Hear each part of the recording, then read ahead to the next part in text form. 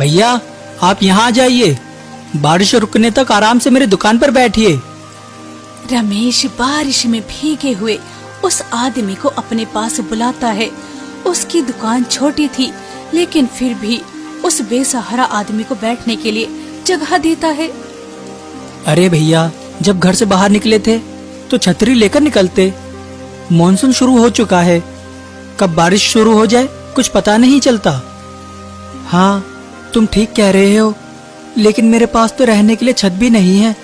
काफी समय से बेरोजगार घूम रहा हूँ। आज काम की तलाश में निकला था, पर काम तो मिला नहीं। ऊपर से बीच रास्ते में बारिश में फंस गया। आपको तो बहुत ठंड लग रही है। मैं अभी आपके लिए गर्मा गर्म अदरक वाली चाय बनाता हूँ, सारी ठंड छूमंतर हो जाएगी। मैंने अभी बताया कि मैं बेरोजगार हूँ, काम की तलाश में भटक रहा हूँ। मेरे पास एक भी पैसा नहीं है। अरे पैसों की चिंता छोड़िए, इंसानियत भी कोई चीज होती है। यह लीजिए, चाय पीजिए। वैसे आपने अपना नाम नहीं बताया। मेरा नाम विक्रम है। आपसे मिलकर बहुत खुशी हुई। आप जैसे ईमानदार और नेक दिल लोग आजकल बहुत कम मिलते हैं। पहले मैं शहर के एक छोटे होटल में काम करता था। लोग मेरे हाथ के पकोड़े बहुत पसंद करते थे, लेकिन होटल बंद हो गया और उसके बाद काम की तलाश में भटक रहा हूँ।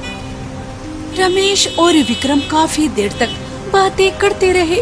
विक्रम बारिश के रुकने का इंतजार कर रहा था, लेकिन बारिश मानो आज थमने का नाम ही नहीं ले रही थी। धीरे धीरे शाम ढल गई और रमेश की दुकान बंद करने का समय हो गया। विक्रम भाई, अब मेरे घर जाने का समय हो गया है। ठीक है, तुम दुकान बंद कर दो। मुझे तो नहीं लगता कि बारिश अभी रुकने वाली है।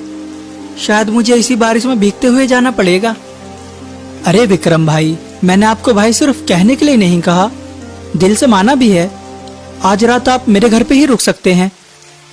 रमेश की ये बातें सुनकर विक्रम का दिल भर आया। वो रमेश की सादगी, इंसानियत और नेक दिली से बहुत प्रभावित हुआ।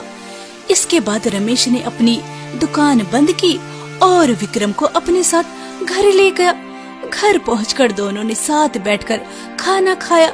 खाना खाते समय विक्रम कुछ सोचते हुए रमेश से बोला, रमेश भैया, मुझे एक बात समझ नहीं आई। कौन सी बात समझ नहीं आई विक्रम भाई? आप अपनी दुकान पर सिर्फ चाय बेचते हैं, आपको चाय के साथ गर्मा गर्म चटपटे पकोड़े भी बेचने चाहिए। आपकी चाय इतनी स्वादिष्ट है कि उसके साथ पकोड़े भी मिले तो आपकी आमदनी कई गुना बढ़ सकती है। विक्रम भाई, आपकी बात तो सही है, लेकिन मेरे घर के हालात भी तो आप जानते हैं। पकोड़े बनाने के लिए बेसन, मसाले, आलू, प्याज और दूसरे सामान की जरूरत पड़ेगी। यह सब लाने के लिए पैसे कहाँ से आएंगे? एक बार हिम्मत करके देखिए, सब इंतजाम हो जाएगा। बारिश का मौसम है। मैंने देखा है कि लोग मदन लाल के पकोड़े बड़े चाव से खाते हैं, जबकि उनकी खुशबू से ही पता चल जाता है कि स्वाद खास नहीं होगा। ठीक है, मैं कोशिश करता हूँ। मुखिया जी से कुछ पैसे उधार ले लूंगा, लेकिन इसमें तुम्हें मेरा साथ देना होगा। अरे यह भी कोई पूछने की बात है? एक बेरोजगार आदमी को इससे बड़ी खुशी और क्या मिलेगी? विक्रम की बात सुनकर रमेश हल्के से मुस्कुरा दिया।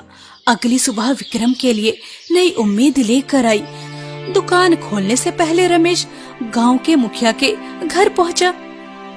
अरे रमेश, सुबह सुबह कैसे आना हुआ?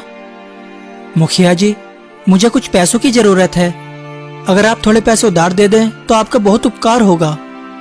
क्यों नहीं, मैं तुम्हें पैसे दे सकता हूँ, लेकिन मेरी एक शर्त है। मैं ज्यादा समय के लिए उधार नहीं देता। मुखिया जी, मुझे सिर्फ 1 महीने का समय दे दीजिए। ठीक है, मैं तुम्हें 1 महीने के लिए उधार दे देता हूँ। मुखिया ने रमेश को पैसे दे दिए। पैसे लेकर रमेश आलू, प्याज, हरा धनिया, हरी मिर्च और जरूरी सामान खरीदने लगे।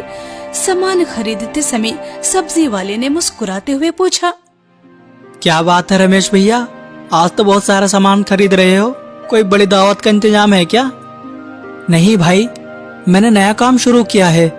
अब चाय के साथ पकोड़े भी बेचूंगा। कभी समय मिले तो खाने जरूर आना। रमेश सारा सामान लेकर घर पहुंचा। घर पहुंचकर उसने देखा कि विक्रम बड़े मन से पकोड़ों के लिए मसाले तैयार कर रहा है। अरे भाई, यह तुम क्या कर रहे हो? मैंने बताया तो था कि बनिया हरिप्रकाश के पास सभी तरह के मसाले मिलते हैं।